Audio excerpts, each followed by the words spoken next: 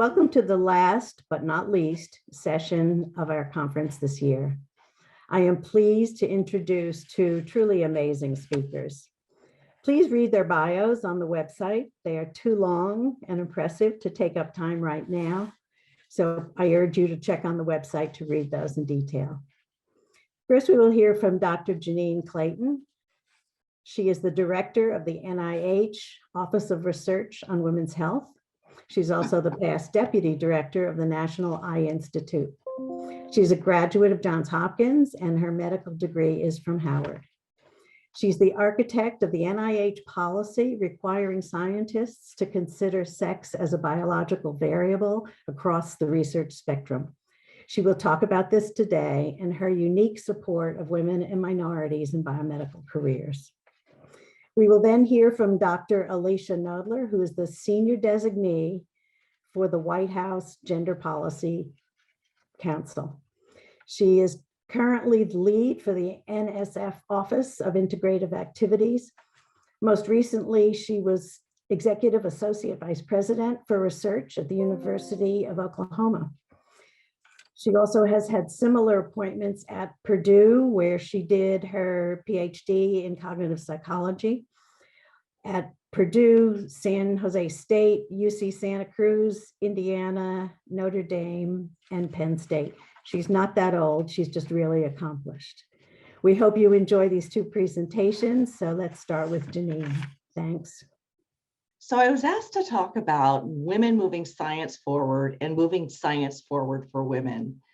And that's what I do every day as the director of the Office of Research on Women's Health. But of course, I do want to begin with acknowledging Dr. Rosalind Franklin as we're here today. And I know you're well aware of her accomplishments, but I want to highlight the incredible obstacles that she faced.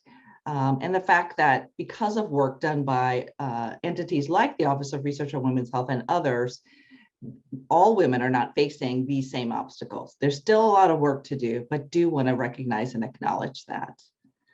And she wasn't the only one who faced it. I recently learned about June Lindsay and her work in discovering the structures of adenine and guanine, and that was obviously pivotal to discovering DNA and its critical role.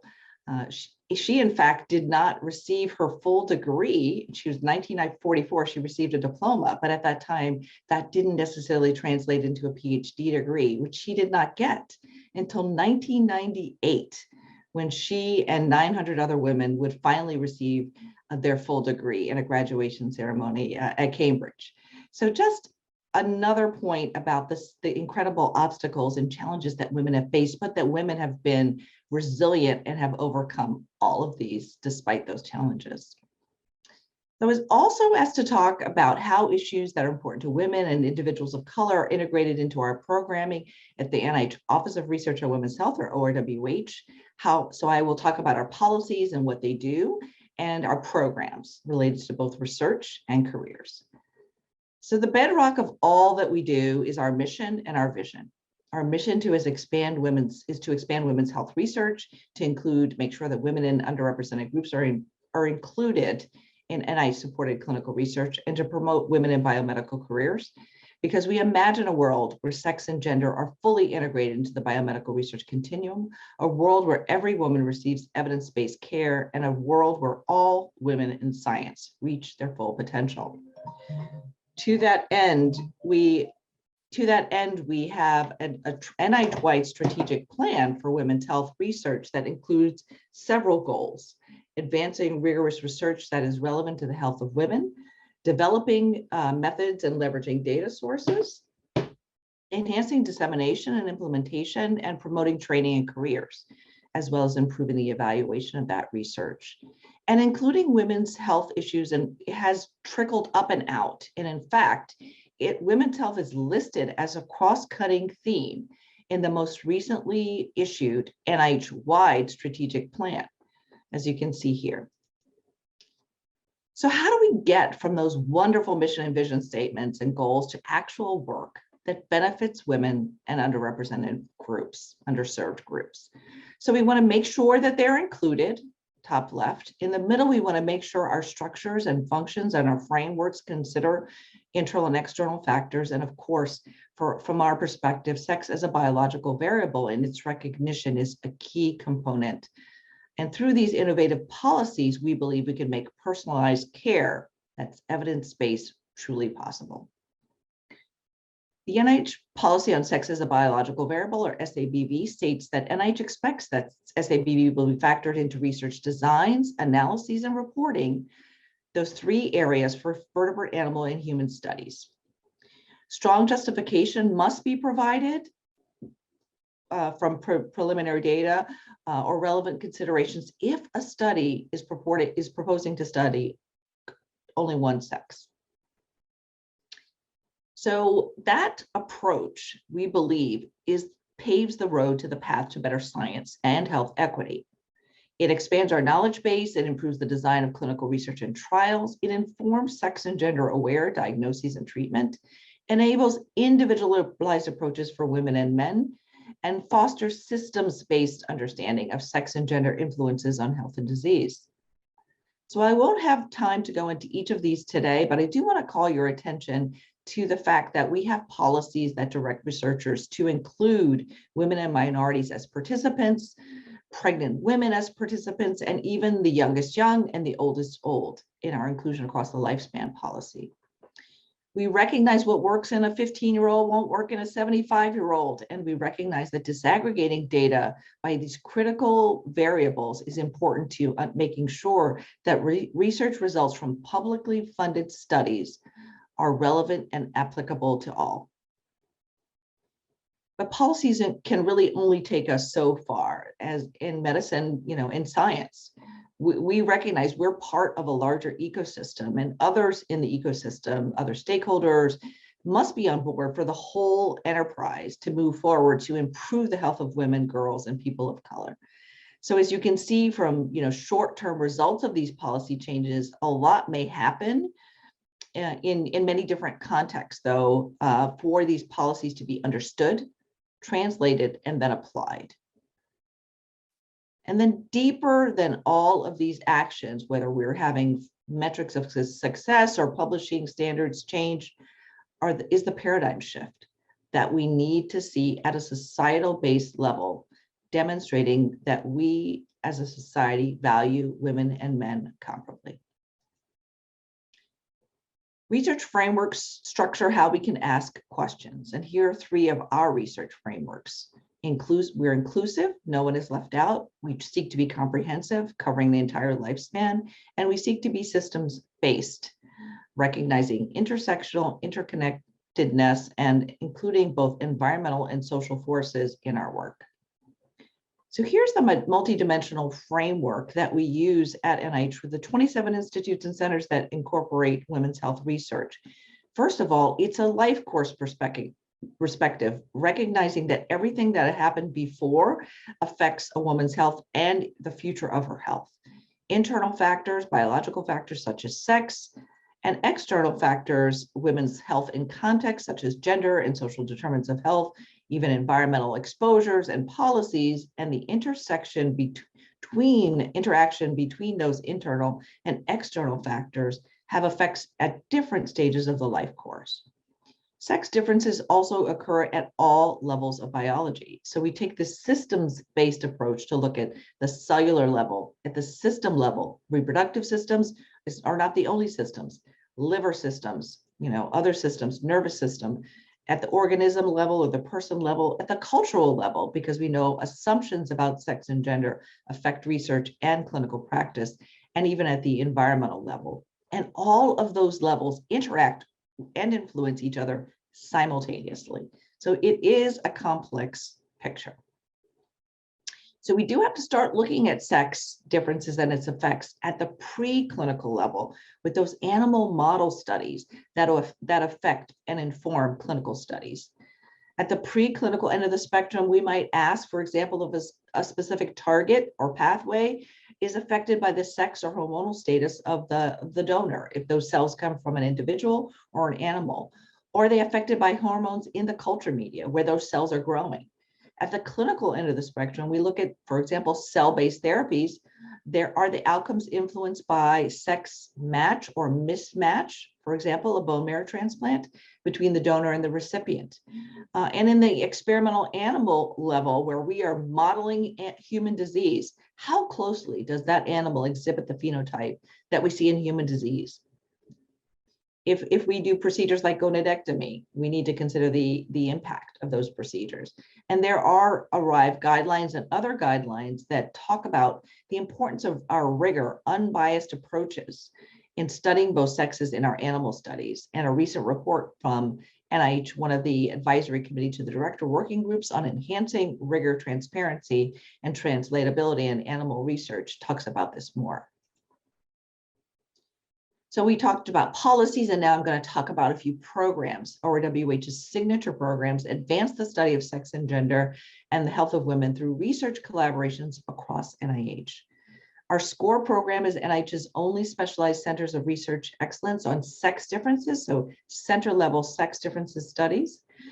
We have an administrative supplement program where we provide additional funding to NIH investigators from virtually all the institutes and centers, either to add understudied, underreported, or underrepresented populations and new research questions, or to support funding to expand sex and gender analyses. And we issued NIH's first ever R01, our bread and butter grant on intersection of sex and gender influences in health and disease several years ago. So what does this really mean in terms of sex differences and its import and impact? So I'm going to give you one example from our SCORE program of one size does not fit all. So current thinking has established blood pressure guidelines for diagnosing hypertension above what is considered the normal healthy range of blood pressure, which was developed without attention to sex differences. Through these studies at the SCORE, we have now found that the lower normal systolic blood range for women is lower than it is for men. So with 140 millimeters of mercury being the cutoff for hypertension diagnosis, that actually results in women being underdiagnosed with hypertension. So we need to look at our treatment guidelines for hypertension and take into consideration sex differences that are now known because of these approaches where we look at sex-based data. Another example is our understudied, underreported, and underrepresented populations of women, our U3 research program. Here we are funding research that studies the intersection of sex or gender and race and ethnicity and other social determinants. It focuses on health disparities and allows us to identify and test better interventions for populations like these. Some of the topics under study currently are chronic pain, post-traumatic stress disorder, breast cancer surveillance in Black and Hispanic women, just by ways of example. We also invest significantly in maternal health research and issued a call to action across NIH for all the institutes and centers to be part of this. And here are some examples of institute and center-led efforts that look at chronic hypertension and pregnancy, heart health, gestational diabetes. PregSource is a crowdsourced research project, and these are just a few of the many examples where we're focusing on maternal health. Of course, we all have on our minds sex and gender and COVID-19. The pandemic has really laid bare some of the health inequities that pre-existed and are really front and center these days. We want to acknowledge nurses everywhere who've been at the front line, and 70% of all healthcare workers are women. So women have been disproportionately affected. And of course, those early pioneers and those discoverers and those scientists who helped develop and pave the way for the various vaccines, some of which are pictured here, have played a crucial role in all of our health. We see vaccination rates are slightly higher for women than in men. We see mortality rates are slightly higher for men than women. But we also see consequences of the pandemic that differ by sex and gender, one being increased rates of depression and anxiety in women, and the consequences of intimate partner violence being greater in women. So in terms of what we'd like to see, we want to see intentional integration of these considerations of sex, being male or female, or intersex, gender, and diverse perspectives, race, ethnicity, all of these to drive rigor, innovation, and equity. So in terms of the biomedical research spectrum, we start with our basic science, laboratory science, and those preclinical studies. As we translate those findings into the clinic, we need to consider sex right from the start in our clinical trials. And as we move from those trials to implement findings to the clinic, to people, we need to make sure that we are delivering sex and gender aware care. And as we observe diseases and illnesses and formulate new research questions, we need to consider those thoughts as well. We call that accounting for sex as a biological variable in the deep design, analysis, and reporting of studies, delivering sex and gender aware healthcare, designing and deploying health policy that is sex and gender aware, and of course, incorporating it into education of medical students, students of all health professions. And in terms of careers, women and people of color, I want to talk a little bit about the data and how we talk about these issues. You'll often hear this called a pipeline issue. We know that women are actually getting more than at least half of the life sciences PhDs and are 50% of medical students, and they have been for many years. And you can see in this graph on the left, even if you can't read these, you can see at the lower levels, at the bachelor's, we see more women than men. In fact, there is parity. The line shown there is parity early in the career ladder. But as we move through academic progression, we see far fewer women. And if you look at the top right, in terms of the number of women that are in medical school, 50-50, but as hospital CEOs and medical school departments of chairs, far lower numbers of women than there are women available to serve in those roles. And in terms of our science and engineering occupations compared to the US population, they don't match the US population. So in terms of this being more of a pipeline problem, you think that if you put more women into the system, eventually there'll be more women leaders. But the fact is that has not happened. And a publication in Chronicle of Higher Education recently characterized it as more of a chutes and ladders issue.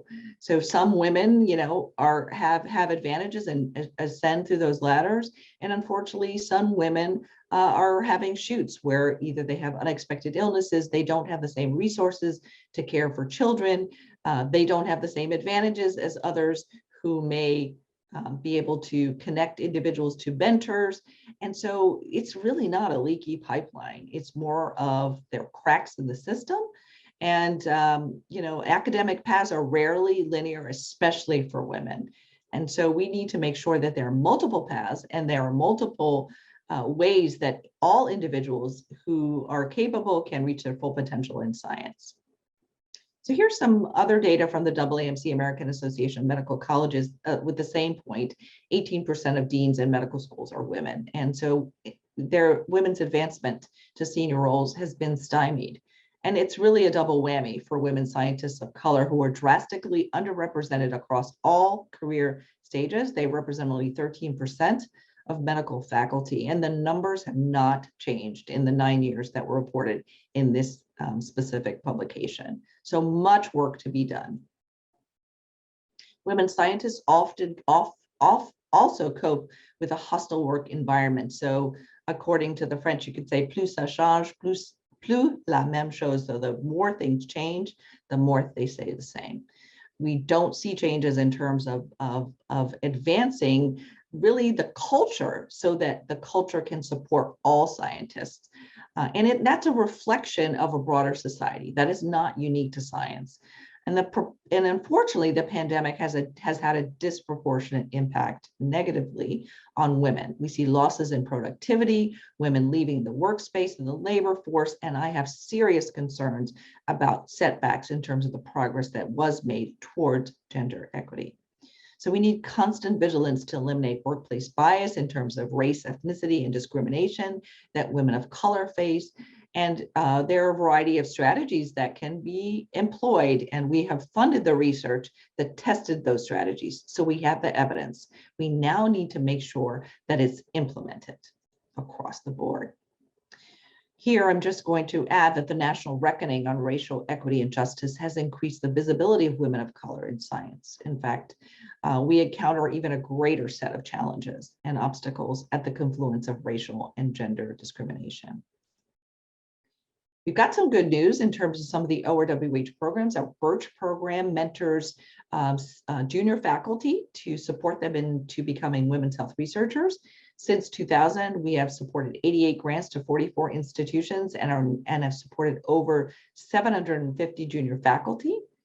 And along with our partner institutes and centers, we also collaborate with HBCUs and minority serving institutions. And when we did a recent evaluation of our Birch scholars, we found that 34% of them achieved tenure, over 54% achieved a leadership position, and 23% achieved both tenure and a leadership position. And these are very favorable statistics compared to other NIH programs. We also looked at our underrepresented minorities, and we compared an earlier cohort to our more recent cohort. And while the vast majority of our Birch scholars are women, we see that the underrepresented minority population has increased from an early cohort at 3% to a more recent cohort at 21%. So we're very proud of that. So as I come towards the end here, I want to talk a little bit about, I was asked to talk a little bit about leading a federal office, and just one slide here on some of my personal thoughts on that. For me, it's more about passion than power and what you're excited about, and that has guided me through my path. The importance of mentoring, being a mentor and having a mentor and paying it forward, pushing your comfort zone. The graphs on the bottom are about sex differences in eye disease, and it was that recognition that we could not explain the fact that 2/3 of the world's blind are women that spurred me on to look at sex differences and to become interested in women's health, and not settling for mediocrity and doing your best. Equanimity under duress is one of the sayings of one of my favorite mentors, Dr. LaSalle Lafall, and that has helped me get through many tough moments. And then, of course, on the right, Dr. Vivian Pinn, the first full-time director of ORWH, was the first in many ways and a trailblazer, and continues to inspire me. But she had a vision for something bigger than herself. And I think that is something we should all aspire to as well. And so more recently, things like innovations pictured here on the left, a medical student noticed that many of the medical illustrations in his textbooks and in materials that he was reading did not depict African-American or Black people. And so he created these medical illustrations. And he's been picked up a lot on Twitter, and that's where I saw it. And on the right, female-specific models of anatomy are now being put forward, this one from Elsevier. And so in the past, I looked into this a bit. I said, well, I've seen images of female bodies and anatomy, but I didn't realize what they were doing was just putting female reproductive organs onto the male silhouette. They weren't adjusting the size of the muscles, the pelvis structure. It was just adding the female reproductive organs when that was relevant. So this is a real advance here and represents innovations that we'd like to see. So you heard that my specialty is ophthalmology, and of course, eye health is something that's important to me, but recently been thinking about eye as in the letter I health in a different way. So we need people who are innovators like the ones I just talked to you about, and we need to address advances, innovations at the individual level and individual women and at institutional levels, right? So we need to see those changes there. We need to do that in an intentional manner. Because if we've learned anything from the pandemic is that my health is connected to your health. Our interconnectedness is undeniable. And so this is one of the ways that we should think about the way we move forward from my perspective. And the other is for our own successes to be real, it must contribute to the success of others, per Eleanor Roosevelt. That's one way for things to be paid forward and for us to have the maximal impact. So as I end here, I invite you to connect with us, either signing up for a monthly email called Pulse, reading our Women's Health in Focus quarterly publication, where we have scientist spotlights and feature best practices and research advances, register for our online e-learning courses, one of which is Bench to Bedside, and follow us on social media. I'm delighted to be here. Thank you so much for inviting me. Thank you so much, Dr. Clayton. As always, inspiring and educating and really terrific information, bringing us up to date on your important leadership roles for women and minorities in science. Now let's hear from Dr. Alicia Knoedler. And thank you so much, Dr. Knoedler, for joining us today. Thank you again for this opportunity to speak with you today. And,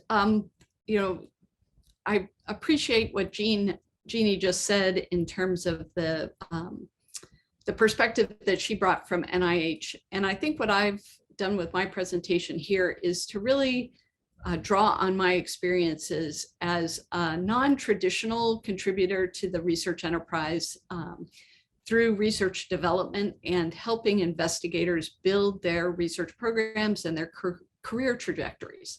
So when I thought of this presentation as an opportunity to really engage people in understanding that our avenues into the work and roles that we play in the academic research enterprise, in our institutions and organizations, that it's very much a set of unique perspectives and a set of unique opportunities.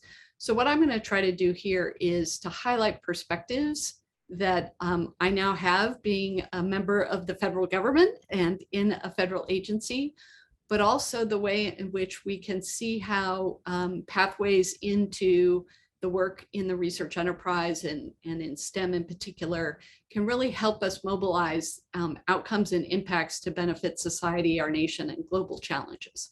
So I'm going to speak to a lot of different things in this presentation, and I hope that you'll find something that resonates with you. And I'm absolutely an accessible person who I appreciate contact and continued thought partnership with others. So I look forward to comments and contacts from you all who have watched this presentation. I'm not going to take a National Science Foundation centric perspective on this presentation. I will include some perspectives on NSF, but I also want to highlight career opportunities and transitional pathways, again, in hopes that some of you will see yourselves in the experiences that I've had and the ones that I'll share.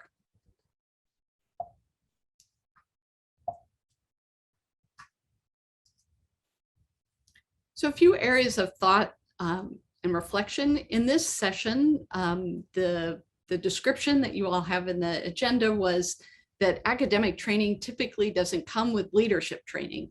And even though we are well trained in our academic areas, our disciplines, it's often difficult to find that professional development and leadership opportunities in the work that we do. And I've been someone who has benefited tremendously from opportunities of developing myself and also being in service to develop others.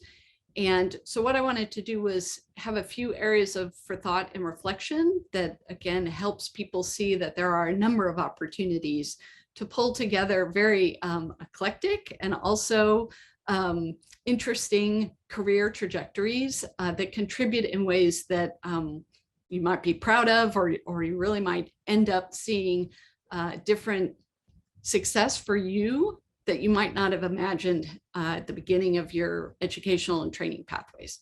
So I'll spend a little bit of time talking about my journey and a few touch points along the way. It's been very different from what I imagined when I was in graduate school, but I also want to highlight what I see as real power in providing service, taking empathy, perspective, having patience, and leading without authority. And these are repeatable gestures in my success that I feel that I have seen others adopt successfully. And I think that this has really led to a number of women and people of color being successful in the research enterprise, especially in leadership positions.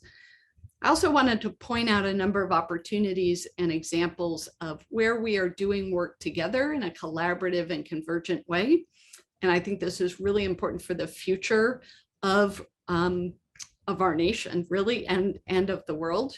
And then I want to leave us with thinking about leveraging serendipity with intention.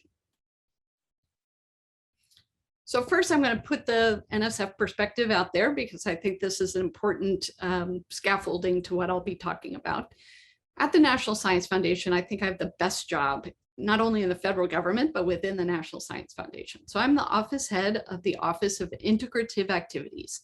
And the way that the NSF is structured is much like a university in the sense that we have disciplinary directorates that form a lot of the program structure to how we distribute funding to individuals who submit proposals to us and carry out the work that we have at the National Science Foundation. So within the Office of Integrative Activities, we're actually kind of the cross-cutting directorate to NSF. So we have the ability to look across disciplines, find points of intersection, enable collaboration and convergence. And also we provide a lot of the leadership and collaboration opportunities around broadening participation. So broadening participation is NSF's way in which we talk about diversity, inclusion, equity, and access. And it's a way in which we can be inclusive of a number of different things. So I wanted to give a little insight into how we organize our thoughts and activities around broadening participation. For example, we do focus our broadening participation within research. And many of you might be familiar with some of our programs that focus on broadening participation and advancing individuals as well as institutions that are underserved and underrepresented. So some examples might be the NSF Includes program, which is relatively recent, but has really taken off in catalyzing new successes in broadening participation, diversity, equity, and inclusion. We have the HBCU focused programs that focus on not only research, but building talent in STEM. So we have a number of programs across the foundation that are focused on broadening participation with a research angle. We also have a lot of educational programs that help to build capacity in underrepresented groups and also underserved institutions. And so some of you may be familiar with these programs. A lot of them are located within our Education and Human Resources Directorate, but it's also the case that this has been fully integrated throughout the foundation. And I expect that in the future, we will see more integration and potentially more programs as well. We also think about broadening participation in a research infrastructure sort of way. So this is the way in which we build the physical infrastructure, equipment, facilities, and so on, but also infrastructure that helps people be successful with their research funding, such as individuals who help with proposal development and our award administration. So there's a lot of research infrastructure that NSF focuses on. We also focus on broadening participation when it comes to engaging stakeholders and other individuals who want to engage with NSF. So we have a number of opportunities to have conversations, listening sessions, training sessions, webinars, and so on. We also have advisory committees, which I'll talk a little bit more about, that help really bring the voices from the research community into NSF, into our strategies and decision-making. And then finally, we take a perspective about broadening participation in our policies and practices. And this is incredibly important, and how I'm probably going to spend most of the presentation with you today is thinking about how we mobilize these policies and practices to address systemic barriers, as well as bring forward opportunities for others to help us and be partners as we dismantle and hopefully disrupt some of the long-standing policies and practices that might be barriers to broadening participation. So I'm going to take a very brief view, and I hope again that this will show for perhaps early career investigators listening to this presentation that there are a lot of different ways in which you can carve out your career pathways and a lot of opportunities that you can take and do things very differently. I am not an individual who's had a very traditional academic-based journey. And so I'll highlight a little of that as I go through here. So I did have very traditional training in cognitive psychology. I was an undergraduate at Trinity University, a small institution in San Antonio, Texas, and then received my graduate training at Purdue University. And I would say that that was a pretty traditional pathway for me. I then spent quite a lot of years teaching in different places. So I married another cognitive psychologist, which meant that there were challenges in being able to manage two careers at the same institution at the same time. And so I took a number of teaching opportunities at the community college level, on campuses, in places where my spouse was employed at a different institution. And so I found a place to teach close by. And then I was able to really start to think about, well, where is it that I want to have my greatest impact? Is it in a teaching environment? And I had a lot of opportunities to professionally train, to become a better teacher, but also, what were my opportunities to extend my impact beyond the classroom? So actually, while I was at the University of Notre Dame, I had an opportunity to go in a different direction. And I took it, and I do have a tendency to say yes more often than no. So this was a way in which I went from teaching to providing research service. So there's, I would say, a growing area of research support and service in many of our institutions. It goes under a variety of different names, but it might be research development, research administration. It could come in the form of technology transfer and corporate relations and research leadership. So there are a number of different ways in which research service is provided.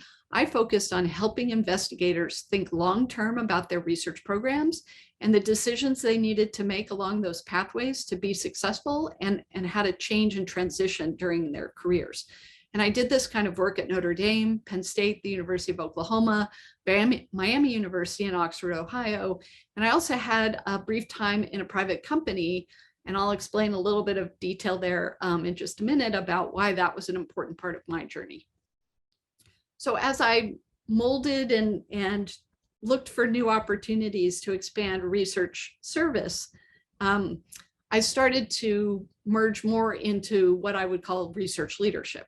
So this was where I was able to build out networks and find other people who were interested in building capacity, especially capacity for women, in being leaders in their research environments, whether that's an institution, an organization, a hospital, doesn't really matter where, but where are you able to find opportunities to lead in a research setting?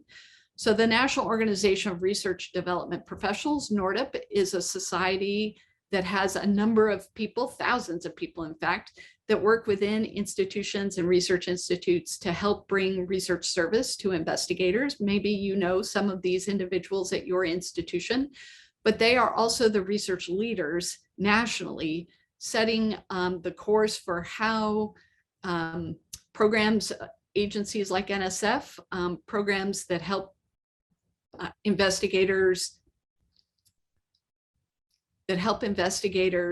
connect with one another and build research teams.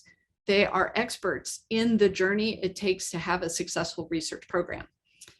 The Association of Public and Land-Grant Universities Council on Research is a network of research leaders. And although it's focused on public institutions, it is a way in which research leaders discuss some of the challenges and issues that many of our institutions struggle with on a day-to-day basis. I did have an opportunity to work with the Gates Foundation and see how they structure a very sophisticated organization that provides funding for research, but from a private nonprofit kind of perspective rather than the federal government or an academic institution.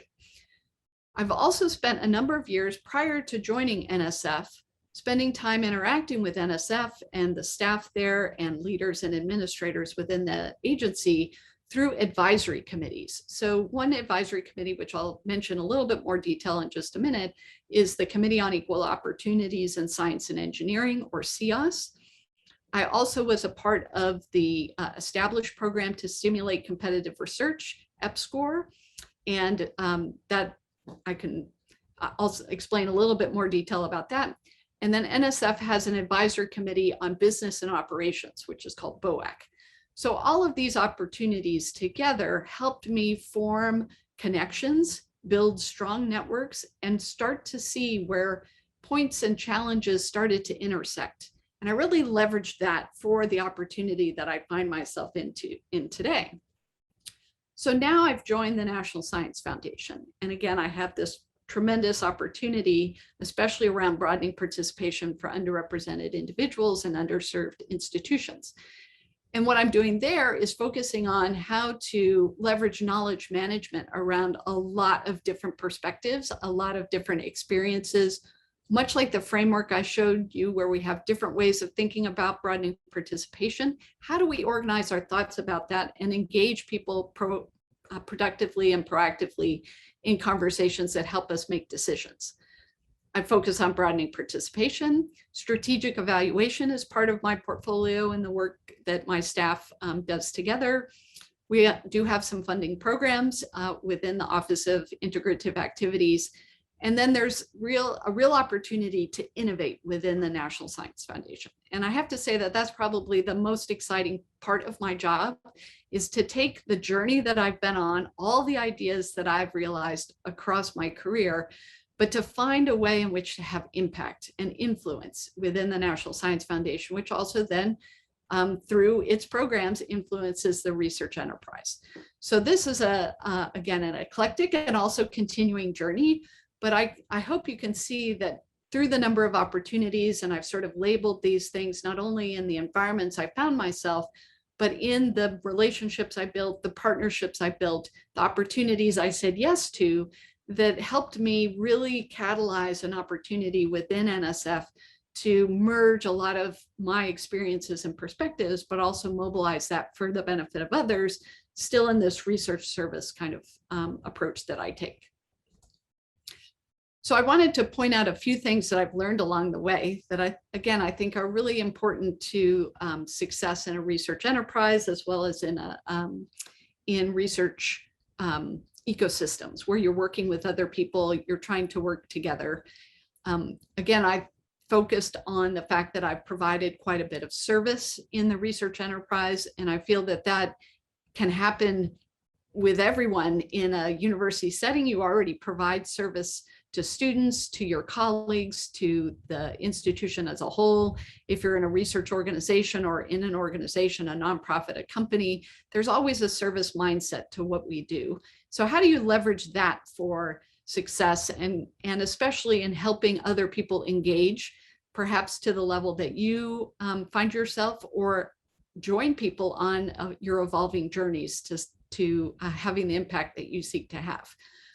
But I think especially within the broadening participation environment, having empathy and understanding the rich tapestry of experiences and perspectives that people bring to your organization, to the research teams that you might be a part of, to the conferences you attend, and so on, that having empathy and really stepping back and listening, not necessarily always being the first one to jump in with a point you want to make without having to put it into the context of the conversation.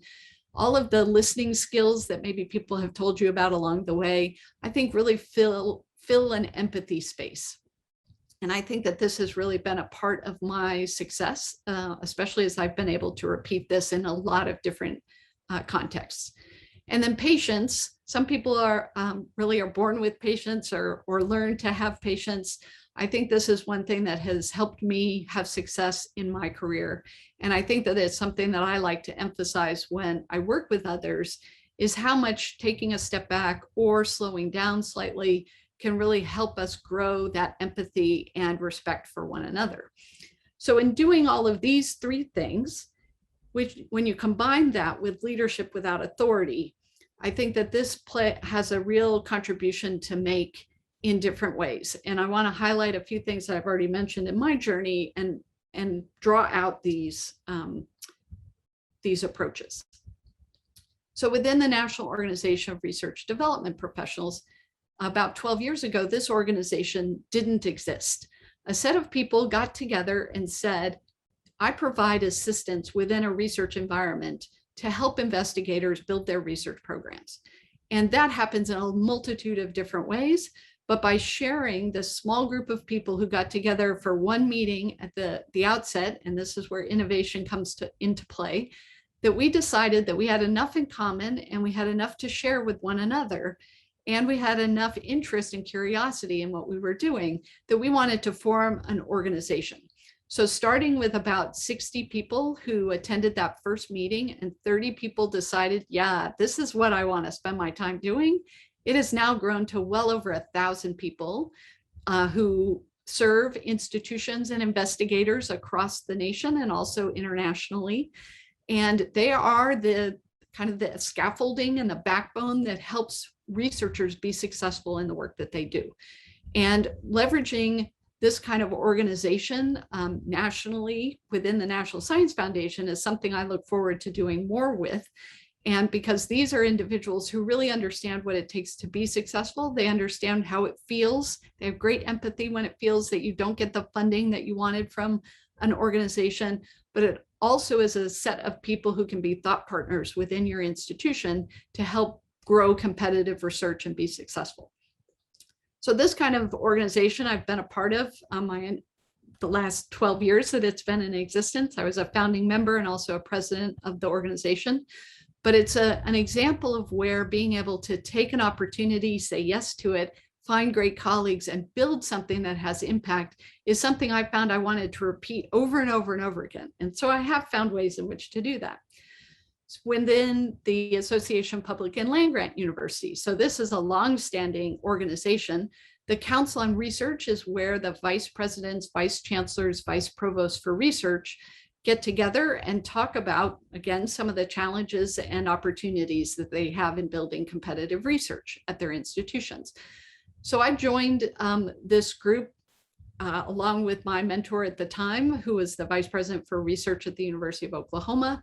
And we would go to these meetings together. And although I wasn't the vice president for research at OU at the time, that I really benefited from listening to the conversations of these research leaders, and also by observing where there were some gaps. So at the time when I first started attending Council on Research program meetings and conferences and workshops, there weren't very many female colleagues in the room.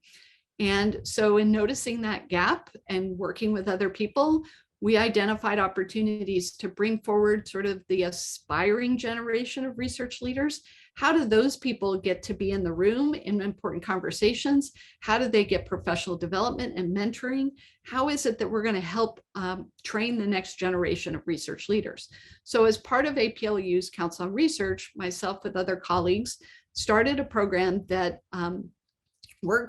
we call it the Research Leader Fellowship Program, but it looks to identify aspiring research leaders who want to become vice presidents and vice chancellors and vice provosts for research, and brings them together as a network to provide them professional training and mentoring, and exposing them again to interesting ways in which the research enterprise functions within public institutions, private institutions, nonprofits and federal agencies, private agencies, and so on. So there's so much to learn in this space, in the research leadership and research enterprise space. So building out these programs, again, with colleagues, I do much of my work collaboratively with others, was a way in which to really have impact at this research leadership level, starting with leaders without authority, but helping them get into those positions of authority where they can have the impact that they desire. And then finally, I want to mention NSF's Committee on Equal Opportunities in Science and Engineering. So the way that NSF works with its advisory committees is this is a way in which the research community has a voice within NSF to make recommendations around the programs and policies and practices that NSF has. And within the committee, within CIOS, this is a cross-directorate, cross-foundation committee, and it's all focused on broadening participation, diversity, equity, and inclusion. So I joined CIOS in 2014 and was a member of this organization and eventually the vice chair, and was engaged in tremendous conversations. I loved this committee. I still love this committee. But we also had responsibility of writing a report every 2 years that went to Congress to tell Congress that this is what we recommended the National Science Foundation do in terms of broadening participation.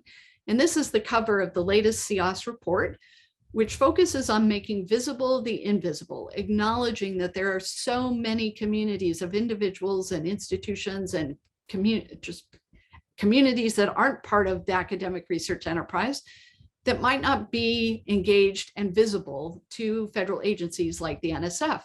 And we want the NSF to take bold leadership actions towards recognizing these invisible populations and to build out more opportunities, resources, and means of engagement for them. So I started, or I was in CIOS when we built this report, drafted this report, and it was issued. But then I found myself in the National Science Foundation as the head of the Office of Integrative Activities, and CIOS reports into OIA at NSF. So now I was able to transition from being this voice from the community into NSF to receiving this information from the community and mobilizing it within NSF. And I couldn't be more excited by that opportunity. But I think, again, it shows how there's a pathway that sometimes things follow.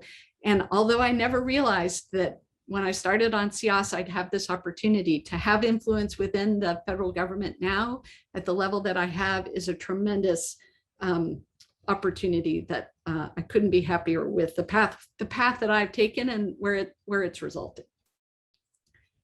So I'd like to kind of finish out my talk with just kind of stepping back and thinking about where you might find yourself.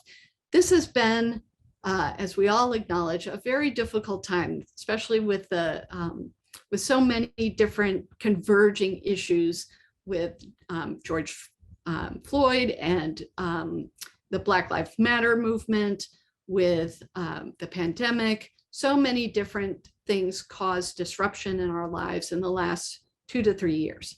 And I think for me also, I had an opportunity to reflect on the path that I had and where I was going in 2018. I took an opportunity to kind of step back and say, here's some things that I have before me. I can continue doing what I'm doing, which was in research service and research leadership. I could leverage my skills in a new environment. I could advance in a place that I'm familiar, but maybe in just a different institution or something like that. I could really find a way in which to innovate out from where my comfort zone was, out from the opportunities I was more familiar with. And in 2018, where I sort of stepped back and drew this little 2x2 and thought, okay, what could I be doing with my life at this point? I had no idea that sort of 4 years later that I would have covered all of these things. And I say that to kind of encourage people right now where you might be looking at a transition or maybe a path in a part of your career path that might be taking a new direction, that reflecting back in a few years, you might not know what the opportunities you have before you. But again, I have found ways to leverage and find points of intersection that have really benefited my pathway. And I really encourage you to think about doing that. So one opportunity that has come in my context at NSF is this convergence of a new administration with the Biden-Harris administration and new opportunities to really think about what we're doing in broadening participation and equity and diversity. And so within the National Science Foundation, as the new office head in the Office of Integrative Activities, when the National Strategy on Gender Policy and Equality came out, or Gender Equity and Equality came out, this was when a policy like this comes to a federal agency, we look for leaders and owners of this kind of work inside the agency. And so when this strategy was released and I heard about it, I volunteered within NSF and I said, I'm happy to be the lead on this particular strategy. What this strategy involves, it comes from first an executive order that established the White House Gender Policy Council. So that happened in March of 2021. And it's a whole of government implementation. And they developed this strategy first by reaching out to federal agencies and asking for input, like what would you put into a strategy if we developed one? And now that the strategy has been developed, there is a report that you can get online. It has this, again, call for the whole of the government to come together around advancing gender equity and equality. It's an intersectional approach with interconnected priorities. And in advancing this strategy, each agency, like the NSF, like NIH, all of these federal agencies have to set goals and find a timeline for implementation around 10 strategic priorities. And by the fall of 2022, we should have these implementation strategies available and being put in place into these federal agencies. So, I've reflected a lot in this presentation about the journey that I've been on in my career and all the opportunities I've had. And when I look at this opportunity in particular, where I have impact at the national level on gender equity and equality, and how the points of intersection that I've had with others, the networking, the relationship building, and the eclectic journey that I've had in pretty much a research environment, but very non-traditionally academic per se, that this is such an opportunity, not just for me, but for everybody involved. And this is a critical time that we notice that opportunities for past and current efforts align, the diverse perspectives and experiences can be leveraged, and we can welcome new perspectives as well as disrupt and innovate in this space. And my conversations with others who are agency representatives to the Gender Policy Council around this strategy has been incredibly interesting. And I'm looking forward to our continued conversations as each agency builds out its goals. We will have the opportunity to intersect with each other and find ways in which maybe the goals that we have at NSF are also the same goals at other agencies. How can we use the power of that intersection to really do more than we could do on our own?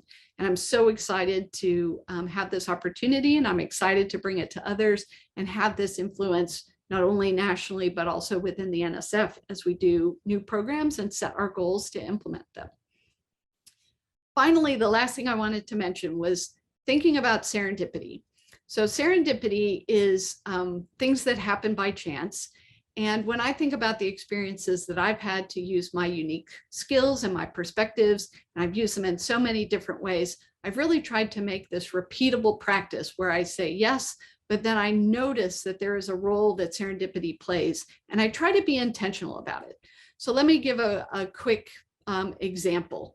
So when I decided to leave academia, and I spent 2 years in industry, I decided to do this because I wanted to be a research leader at the vice president for research level, but I had a gap in my experience. I didn't know very much about technology transfer and economic development, innovation, and working with industry partnerships. So I joined a private company in Oklahoma City, where I was at the time, and I leveraged a partnership that I had, or I developed for many years, that I never knew was going to lead to an opportunity to actually work within this company. But it was really a serendipitous connection where a colleague introduced me to the CEO of this company many years before I ever joined the company, because the CEO of that company said the word cognition. And my colleague knew that I was a cognitive psychologist. And that colleague put 2 and 2 together and said, hey, there's a connection here. I want these 2 people to meet. And so when we met and we started talking about our points of intersection and the things that we enjoyed working on together, again, I had no idea that in the future I was going to be able to leverage this, but we definitely developed an intentional relationship and partnership. We worked together on tough problems that we were both interested in, and we had quite a lot of knowledge transfer between the 2 of us. So we were able to innovate together and leverage that collaboration, but the knowledge gained and extended through this has carried me in so many different ways, not only in my current position at NSF, but in the way that I interact with others. And as the National Science Foundation is poised to establish a new directorate that's focused on technology, innovation, and partnerships, this experience, again, will be instrumental in how I collaborate with my colleagues at NSF. So perhaps when I reflect back and I look across all of these component parts, I like it when everything comes together, or at least where I can find these points of intersections and ways for my past experiences and new experiences to work together. And I hope that you find those kinds of opportunities in the work that you do, and opportunities like this meeting in particular to meet new people, to hear from experts, to hear from their experiences. Take those perspectives, think about them in your own career paths, your lives, the way that you interact with others. And I do hope that you find ways of leveraging serendipity with intention, but I also hope that you find points of intersection that you can leverage for your success and the success of others. Because I like sharing and I invite engagement, here's my contact information. I absolutely look forward to new conversations with new people and new thought partners. Thank you. I am thrilled with these two closing presentations and really thank both Dr. Knoedler and Dr. Clayton for these two amazing presentations focusing on advancement contributions of women and minorities in science. And I want to thank all of you who will continue to support these priorities as well. This is now the conclusion of our 3 days of impressive, inspiring, and edifying presentations. We hope we have left you energized and informed. I remind you that these sessions will be available on demand and urge you to use them as useful resources with your colleagues. And of course, follow us on Twitter, in our RFS newsletter, and on our website. And of course, on upcoming webinars and presentations. Thank you all. And now back to work. Thanks.